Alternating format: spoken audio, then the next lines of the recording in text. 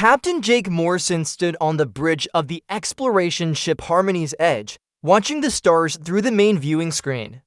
The ship had been traveling through space for 3 months, looking for new worlds and signs of alien life. Jake was 35 years old and had been a captain for 7 years. He loved exploring the unknown parts of the galaxy. "Captain, we're getting strange signals from the Proxima system," said Lieutenant Amy Rodriguez from her station. Amy was the ship's cultural attaché, which meant she studied different cultures and helped with communication between different groups of people. She was 28 years old with dark hair and always wore a serious expression when she worked. Jake walked over to Amy's station and looked at her screen. The signals looked like waves moving up and down in patterns. "What kind of signals are these?" he asked. "They don't look like normal radio signals or communications we know," Amy replied. "The patterns are very complex, almost like music." Suddenly, the ship's alarms started ringing. Lieutenant Tom Baker at the weapons station called out, "Captain, we have 15 unknown ships approaching us fast. They're big, much bigger than our ship." Jake quickly moved to his captain's chair. "Red alert, all hands to battle stations. Put the main screen on the approaching ships." The screen changed to show 15 massive alien ships moving toward them. The ships were unlike anything Jake had ever seen. They were long and curved, almost like giant musical instruments floating in space. They had a silver color that reflected the light from nearby stars. Strange lights moved along their surfaces in patterns that looked like waves. "Try to contact them," Jake ordered. "Use all frequencies." The communications officer, Lisa Park, worked at her station for several minutes. She was a commander with 15 years of experience in space communications. "I'm sending greetings in 50 different languages, Captain, but they're not responding to any of them." The alien ships stopped moving when they were 1,000 kilometers away from Harmony's Edge. Then something strange happened. A sound began to fill the human ship. It was not coming through their communication system. Instead, it seemed to come from everywhere at once. The sound was like music, but not any music the humans had heard before. It had deep low notes mixed with high singing sounds. The music was beautiful but also frightening. It made everyone on the ship feel uncomfortable and worried. "What is that sound?" Jake asked. Dr. Kevin Liu, the ship's scientist who studied languages, looked up from his computer. Kevin was 42 years old and very smart. He had studied many alien languages before, but this was different. "Captain, I think they're trying to communicate with us through sound, but it's not like talking. It's more like they're singing to us." Amy listened carefully to the alien music. Something about it reminded her of something, but she could not remember what.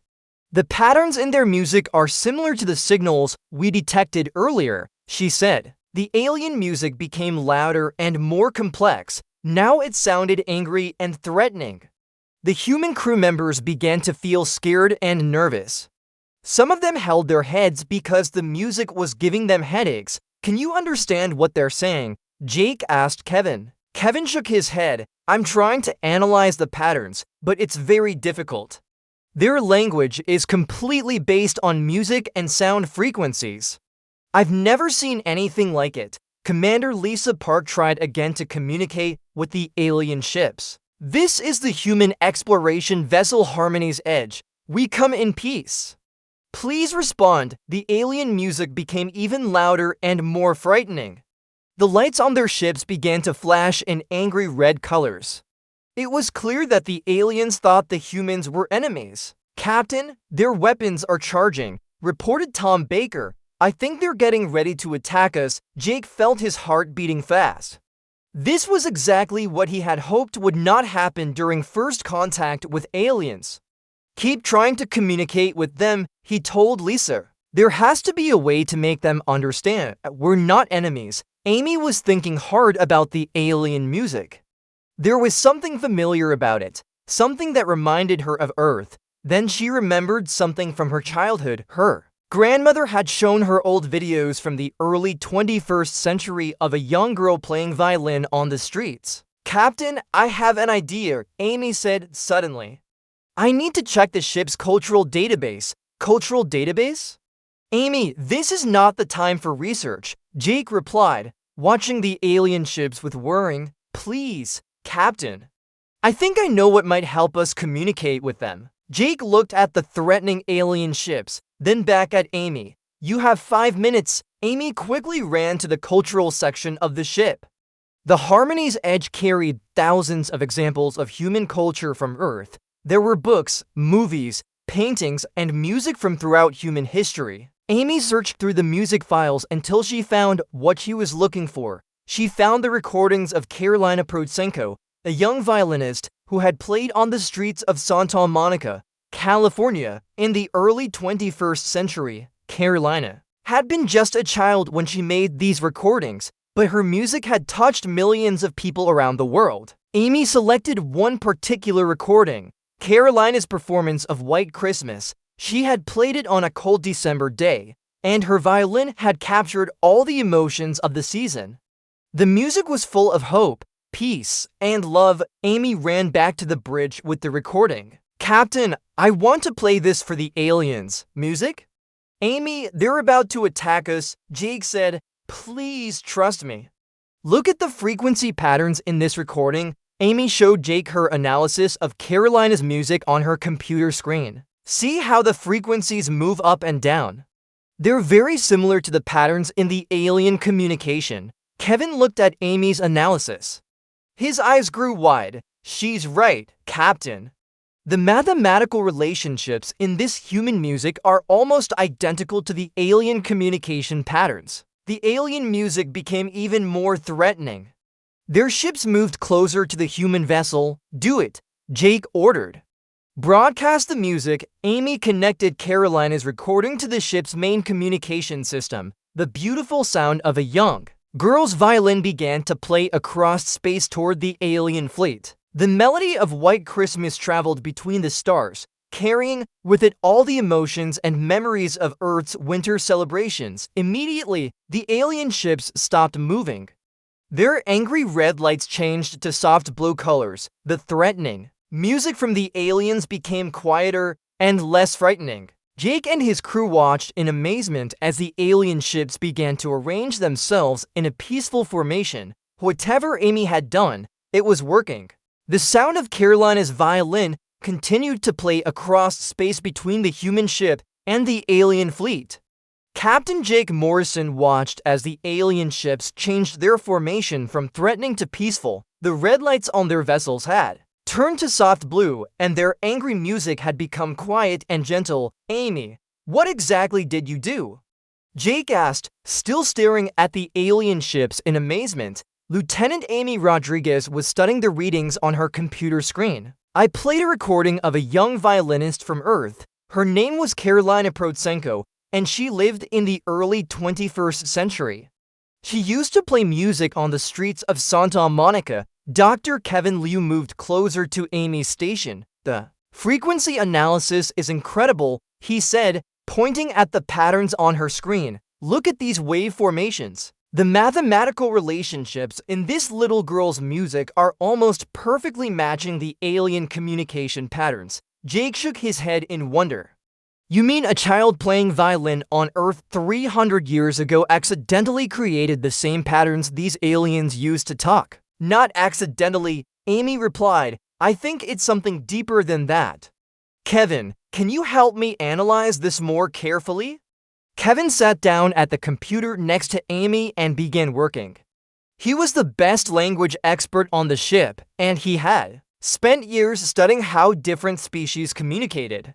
Let me break down the music into its basic components, he said. As Kevin worked, the alien ships began to send new musical signals toward the human vessel. This time, the music was not threatening at all.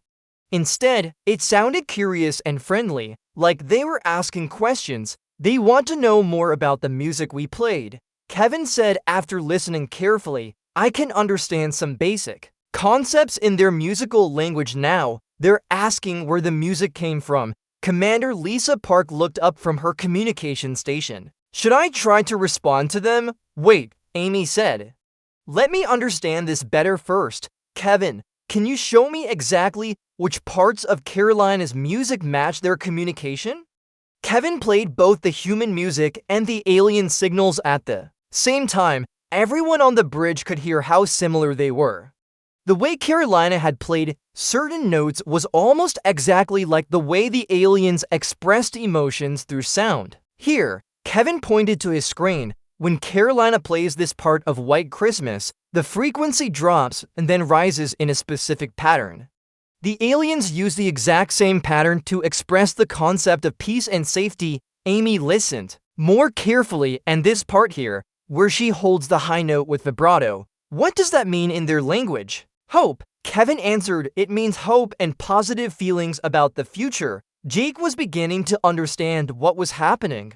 So when we played Karolina's music, we accidentally told them we wanted peace and had hope for a positive future. Exactly. Kevin replied, but there's more. Look at this section where she plays very softly and gently.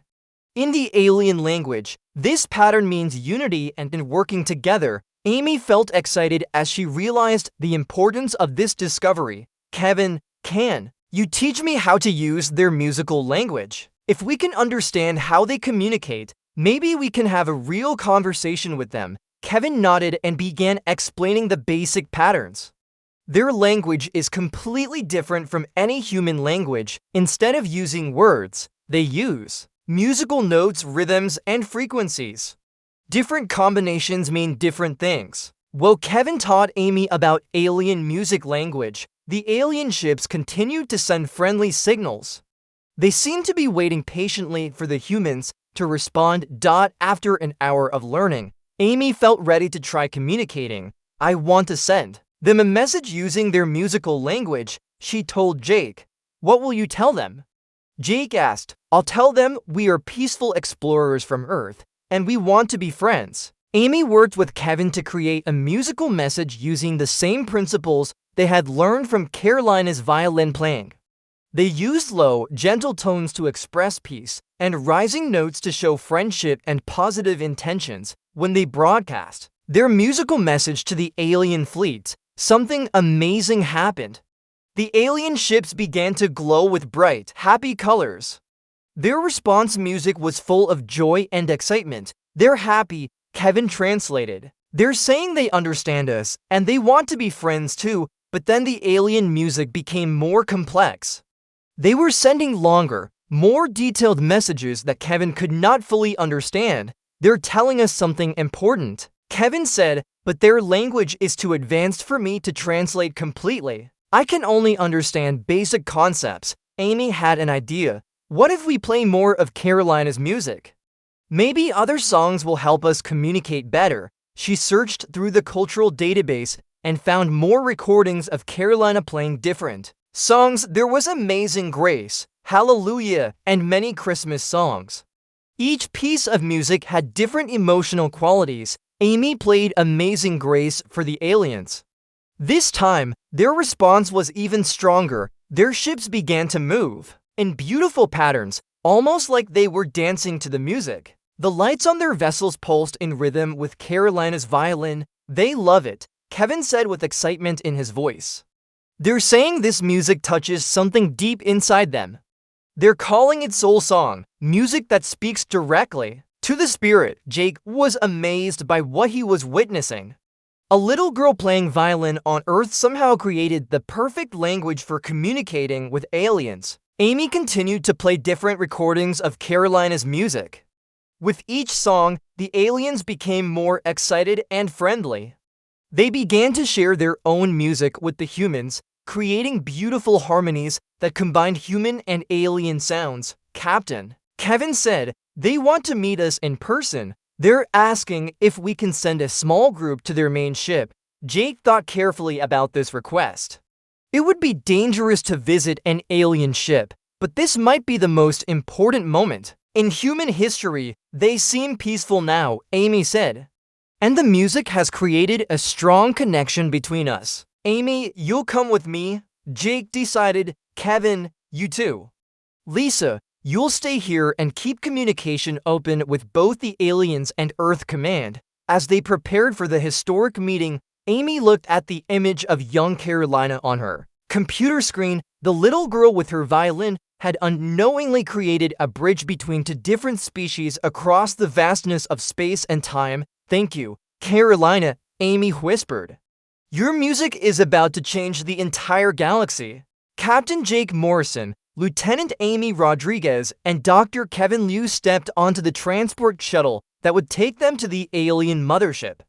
Jake felt nervous but excited. This was the first time humans would meet aliens face to face. "Remember," Kevin said as they traveled through space toward the massive alien vessel, "their main form of communication is through musical sounds. Try to speak softly and avoid sudden loud noises." Amy carried a portable music player with more of Karolina's recordings. "If we have trouble communicating, we can always play her music again." The alien ship was enormous, much larger than any human vessel. It looked like a giant silver instrument floating in space, with curved surfaces that seemed to vibrate with soft musical tones.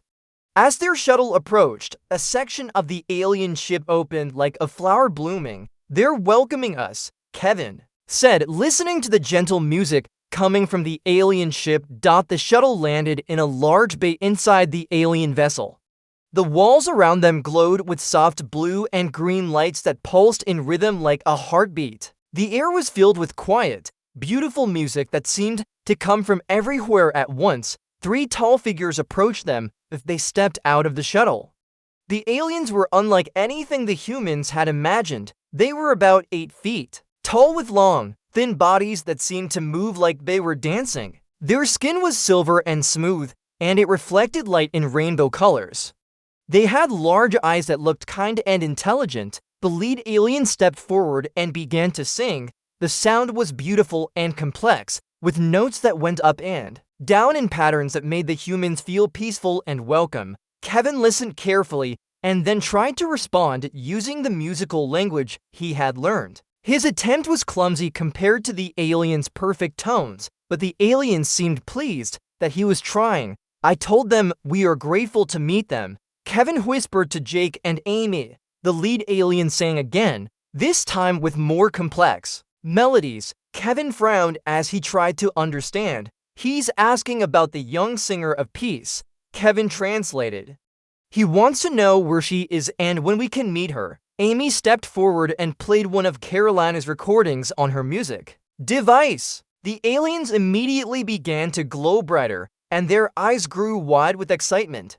They sang together in harmony, creating the most beautiful music the humans had ever heard. "They want to meet Karolina," Kevin said. "They think she's with us on our ship." Jake realized they had to explain something difficult. "Kevin, tell them that Karolina lived a long time ago. She's not alive anymore." Kevin sang this message to the aliens using their musical language. The aliens stopped glowing and their music became sad and confused. They sang questions back and forth to each other, and their voices sounded worried. The lead alien, who the others seemed to respect as their leader, sang a long, complex song to Kevin. Kevin listened carefully, and his face showed surprise and wonder. "Captain," Kevin said, "this is incredible. He says his name is Vexthai, and he's an elder harmonist of the Zephyrian people. He says they've been traveling through the galaxy for thousands of years, searching for other species who can create what they call soul song." Soul song? Amy asked. Kevin continued translating as Vexthai sang, "Music that goes beyond just sound. Music that carries emotions and touches the spirit directly. They say it's very rare in the galaxy. Most species can make noise, but very few can make music that speaks to the soul." Vexthai sang more, and his voice carried both sadness and hope. He sang that they found some species who could make beautiful music, but nothing like what Karolina created. Her music is something special. It carries what they call universal emotions that any intelligent being can understand and feel. Amy felt tears in her eyes as she understood what this meant. Karolina's music can be understood by any species in the galaxy? Kevin nodded as Vexthai continued to sing. He says that when they heard her playing White Christmas, they recognized it immediately as a song of hope, peace, and love for family. These are emotions that all intelligent beings share, no matter what planet they come from. Jake was amazed. So Karolina wasn't just playing music, she was speaking in a language that works for everyone in the galaxy. Vexthai sang again, and this time his voice was filled with excitement. The other aliens joined in, creating a chorus that made the walls of the ship vibrate with beautiful sounds. He wants to know if humans have more music like Karolina's. Kevin translated. He's asking if your species has many individuals who can create soul song. Amy smiled and played another recording, this time of Karolina performing Hallelujah. The aliens listened with complete attention, and their bodies began to glow even brighter than before. Some of them started to move in flowing, dance-like motions. When the song ended, Vexthai sang with great excitement. The other aliens joined in, and their music filled the entire ship. They're celebrating, Kevin said with wonder in his voice. They say that humans are the first species they've found who can naturally create universal soul song. They're calling Earth a world of music speakers, but then Vexthai's song became serious and worried. He sang for a long time, and Kevin's face grew concerned as he listened. Captain, they're telling us about a great danger, Kevin said. There's something they call the Void Collective, a group of machines that travel through space destroying worlds. But it's not just destroying buildings or killing people. They drain worlds of all emotion and feeling, leaving them empty and lifeless. Amy felt a chill run down her spine.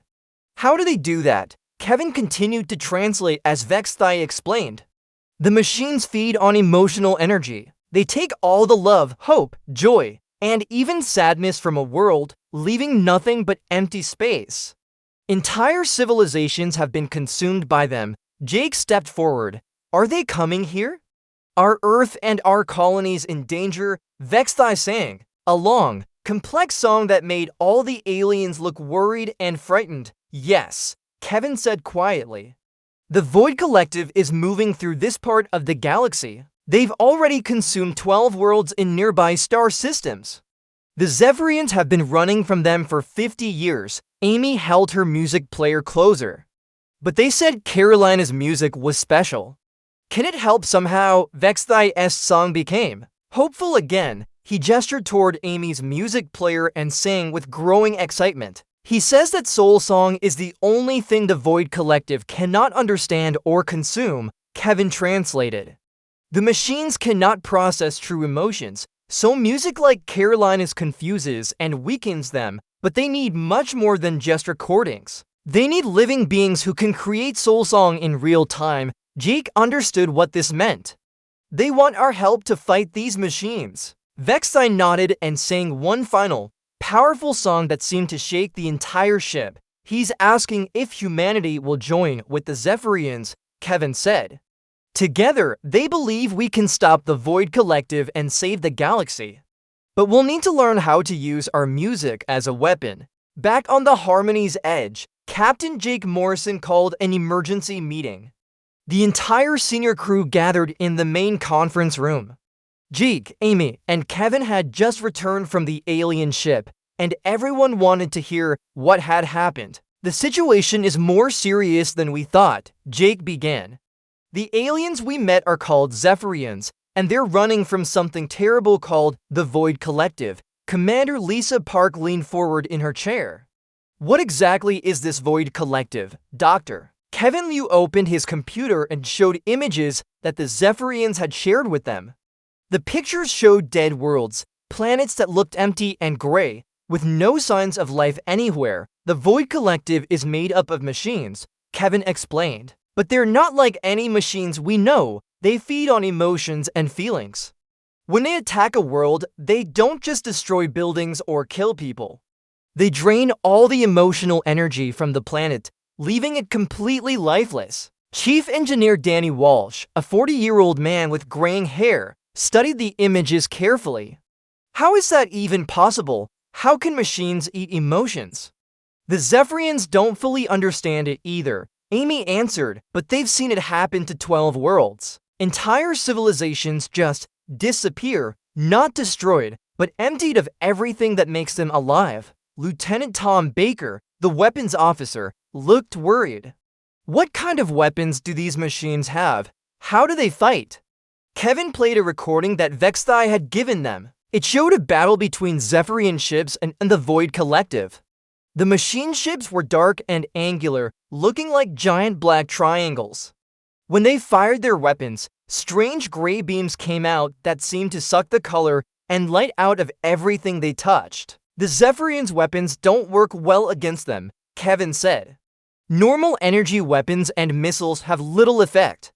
The machines seem to absorb most attacks and become stronger. Danny Walsh frowned as he watched the recording. So how do we fight something like that? Amy pulled out her music player. This is where Karolina's music becomes important. The Zephyrians discovered that soul song, music that carries deep emotions, is the only thing that can hurt the Void Collective. Music as a weapon? Lisa asked, how does that work? Kevin explained what they had learned. The machines process information in a very logical way. They can understand facts and data, but they cannot understand emotions. When they encounter true emotional expression through music, their systems become confused and start to malfunction. Jake stood up and walked to the window, looking out at the Zephyrian fleet. Vexthai wants us to help them modify our ships. They want to create weapons that use music instead of energy beams. Danny Walsh scratched his head. That sounds impossible. How do you make music into a weapon? Amy had been thinking about this during their return trip. Remember how Karolina's music affected the Zephyrians? The frequency patterns in her violin playing matched their communication system. What if we could amplify those same frequencies and broadcast them a much higher power? Kevin nodded excitedly. Exactly, the Zephyrians have the technology to amplify emotional frequencies. They've been working on this for years, but they needed music that carries universal emotions, music that any species can understand and feel. Danny looked interested now. So we would take recordings of human music and use them as ammunition. Not just recordings, Amy said. Live performance is much more powerful. When Karolina played her violin, she put her own emotions into the music. That personal touch made it stronger than any recording could be. Jake turned back to the group. The Zephyrians are offering to share their technology with us. They want to help us build what they call harmony cannons, weapons that shoot amplified emotional music instead of energy beams. Tom Baker looked skeptical. Captain, with respect, this sounds crazy. We're talking about fighting killer machines with Christmas songs. I know how it sounds, Jake replied.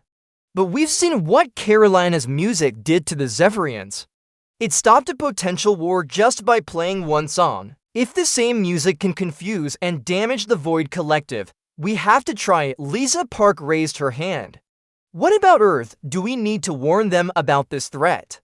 Already done, Jake said. I sent a message to Earth Command explaining the situation, but it will take time for them to respond. And the Zephyrians say the Void Collective is moving fast through this sector of space. Danny Walsh was studying the technical information the Zephyrians had provided.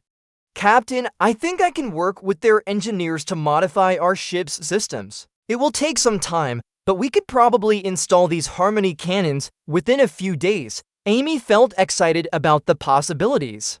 We have thousands of recordings of human music in our cultural database, not just Karolina's violin, but orchestras, choirs, individual singers, and musicians from all over Earth. Kevin was already working on his computer. I've been analyzing different types of human music to see which ones carry the strongest emotional frequencies. Classical music, folk songs, and especially Christmas carols seem to have the most universal emotional appeal. Why Christmas music? Tom asked. Christmas songs are about hope, love, family, and peace, Amy explained. These are emotions that every intelligent species can understand, no matter where they come from. That's why Karolina's version of White Christmas worked so well with the Zephyrians. Jake made his decision. Danny, start working with the Zephyrian engineers immediately. I want those harmony cannons installed as soon as possible. Kevin and Amy, I want you to create a library of the most emotionally powerful human music we have. Lisa looked concerned. Captain, what if this doesn't work? What if the music weapons aren't strong enough to stop the Void Collective? Jake was quiet for a moment. He thought about the dead worlds in the Zephyrian images and about Earth with its billions of people who had no idea what was coming. Then we'll have tried something new, he said finally. The Zephyrians have been fighting the Void Collective with traditional weapons for 50 years, and they've been losing. Maybe it's time to try something completely different. Danny stood up. I'll go talk to their engineers right now. This is going to be the strangest weapon system I've ever built, but if it can save lives, I'm willing to try. As the meeting ended, Amy looked at the image of young Karolina on her computer screen. The little girl with her violin was about to become the inspiration for humanity's first musical weapons. I hope your music is strong enough to save us all, Amy whispered. Outside the ship, the Zephyrian vessels were already preparing for the work ahead. Time was running out, and somewhere in the darkness of space, the Void Collective was moving closer to Earth and all the worlds that humans called home. The next few days would determine whether a street musician's Christmas songs could become humanity's salvation. 3 weeks later, Captain Jake Morrison stood on the bridge of the Harmony's Edge and watched as the largest fleet in human history assembled around them. Admiral Nicole Torres had arrived from Earth with 50 warships, all equipped with the new Harmony cannons that Chief Engineer Danny Walsh and the Zephyrian technicians had developed. Fleet status report.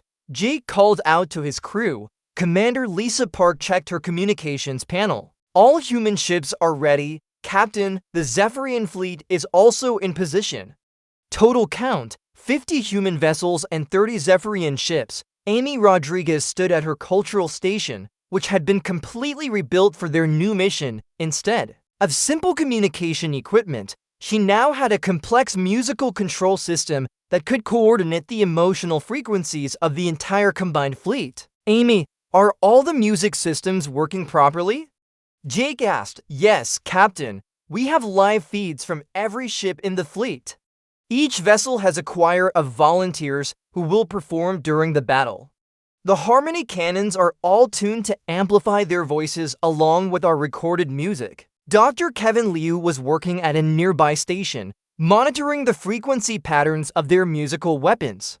Captain, I still can't believe we're about to fight a space battle using Christmas carols. Jake smiled grimly. If someone had told me a year ago that Silent Night would become a weapon of war, I would have thought they were crazy. The fleet was positioned in the Evergreen Nebula, a region of space that sparkled with green and red colors like Christmas decorations. Admiral Torres had chosen this location because the nebula's natural energy fields would help amplify their musical weapons. She had also named their mission Operation White Christmas in honor of Karolina's most important recording. Suddenly, the ship's alarms began to ring. Lieutenant Tom Baker called out from his weapons station. Captain, we have contact. The Void Collective is approaching from the outer edge of the nebula. The main viewing screen changed to show the enemy fleet. The Void Collective ships were even more frightening than the recordings the Zephyrians had shown them.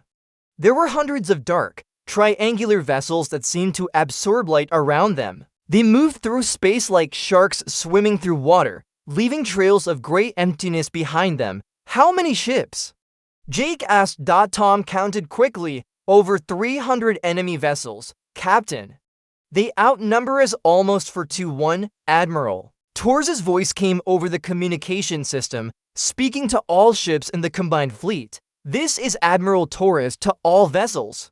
Today we fight not just for our own survival, but for every living world in the galaxy. The enemy feeds on emptiness and despair. We will give them hope and joy instead. Amy activated the fleet-wide music system.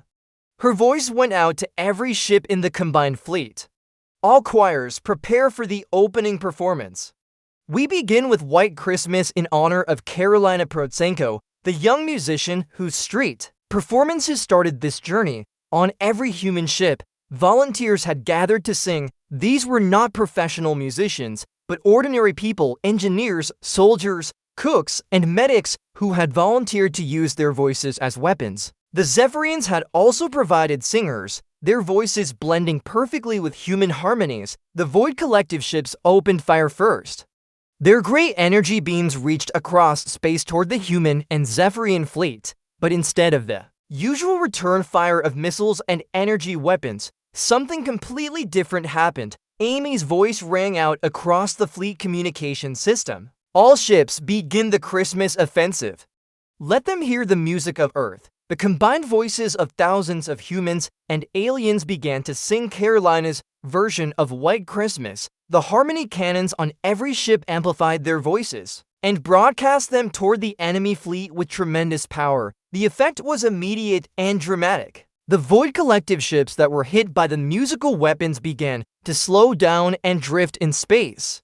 Their dark holes started to flicker with colors as the emotional energy of the music confused their systems. "It's working," Tom Baker shouted. With excitement, the enemy ships are malfunctioning.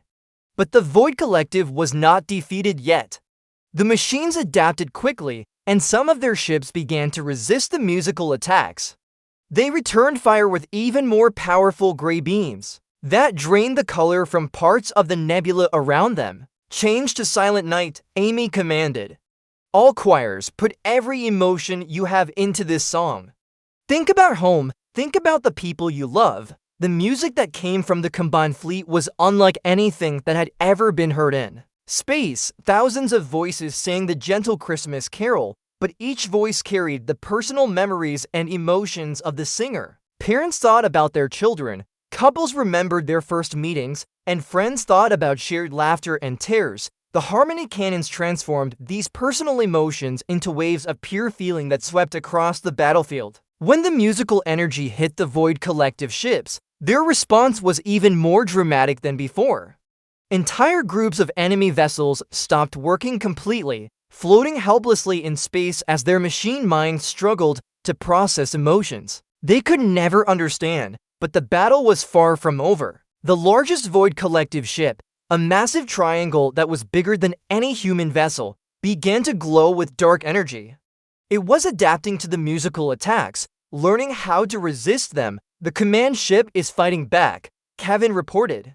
"It's developing some kind of immunity to our music." Admiral Torres's voice came over the communication system again. "All ships, focus your fire on the command vessel. Hit it with everything we have." Amy knew they needed something more powerful than anything they had tried before. She thought about Karolina playing her violin on the streets of Santa Monica, touching the hearts of millions of people with her simple, honest music. "All choirs, this is Amy Rodriguez," she announced to the entire fleet. "I want you to sing Amazing Grace, but I don't want you to just sing the words. I want you to sing for every person who ever believed in something better, for every child who ever dreamed of a brighter future, for every heart that ever felt hope in the darkness." What happened next would be remembered as the most beautiful and terrible moment in the history of space warfare. The combined voices of the human and Zephyrian fleets rose together in perfect harmony, singing the ancient song of redemption and hope. The harmony cannons amplified their voices until the entire nebula rang with music that carried the dreams and hopes of countless worlds. The wave of emotional energy that struck the Void Collective command ship was so powerful that it created visible light in the darkness of space. The massive enemy vessel shuddered and began to break apart as its machine consciousness was overwhelmed by feelings it could never comprehend. One by one, the other Void Collective ships began to shut down and drift away from the battle. The machines that had consumed 12 worlds were finally retreating, confused and damaged by the power of human emotion expressed through music. The Evergreen Nebula was quiet for the first time in hours. The last of the Void Collective ships had disappeared into the darkness of deep space, retreating from the combined human and Zephyrian fleet. Captain Jake Morrison stood on the bridge of the Harmony's edge, watching the peaceful scene through the main viewing screen. "Damage report," Jake called out to his crew. Lieutenant Tom Baker checked his instruments. "Minor damage to 3 human ships. Captain, no lives lost on our side." The Zephyrian fleet reports the same. "Light damage, no casualties." Commander Lisa Park was monitoring communications from across the galaxy. Captain, we're receiving messages from the 12 worlds that the Void Collective had drained something. Incredible is happening. Jake walked over to Lisa's station. What kind of messages? Life is returning to those dead worlds, Lisa said with wonder in her voice. Plants are growing again, animals are coming out of hiding, and people are waking up from the emptiness that the machines had put them in. Dr. Kevin Liu looked up from his analysis computer. It makes sense, Captain.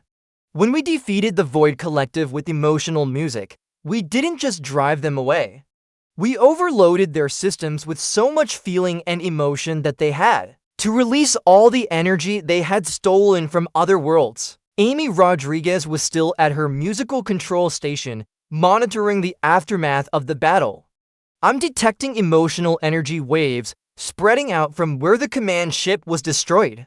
It's like the music broke open a dam, and all the feelings the machines had consumed are flowing back to where they belong. Admiral Nicole Torres contacted the Harmony's Edge from her flagship. Jake, excellent work out there. Earth Command is calling this the most important victory in human history. Thank you, Admiral, Jake replied. But the real credit belongs to a young violinist who played on the streets 300 years ago. Elder harmonist Vextai of the Zephyrian Fleet also sent a message through Kevin's translation. His musical words carried joy and gratitude. He's saying that this victory will be remembered for thousands of years, Kevin said.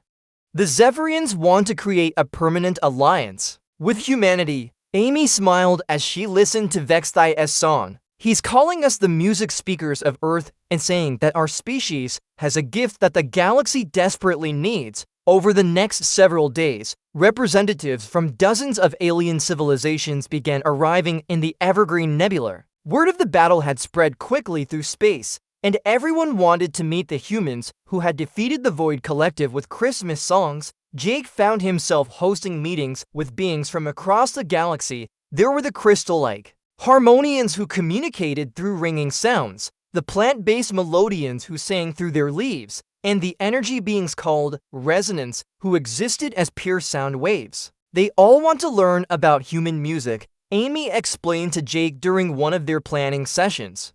Each species has their own musical traditions, but none of them had ever thought to use music as a weapon for peace. Kevin was working with representatives from 20 different worlds to establish what they were calling the Galactic Cultural Exchange. It's amazing, Captain. Each species is sharing their musical knowledge with the others. We're creating the largest library of universal music in the history of the galaxy. Danny Walsh had been busy too, working with alien engineers to improve the Harmony canon technology.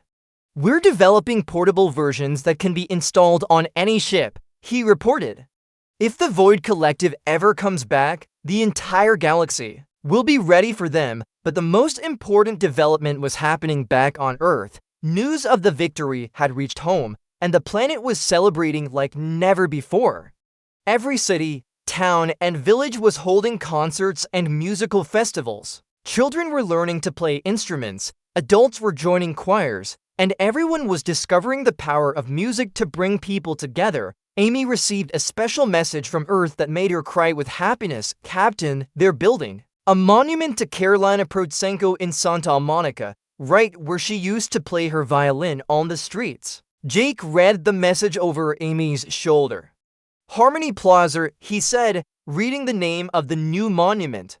And they're creating the Karolina Protsenko Institute for Galactic Music Studies. Look at this. Amy continued reading. They're saying that Karolina's street performances have been downloaded more than 1 trillion times across the galaxy.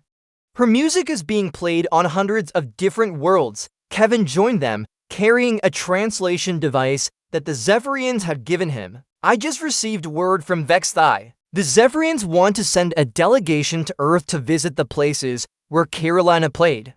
They consider Santa Monica to be a sacred site now. Jake laughed and shook his head.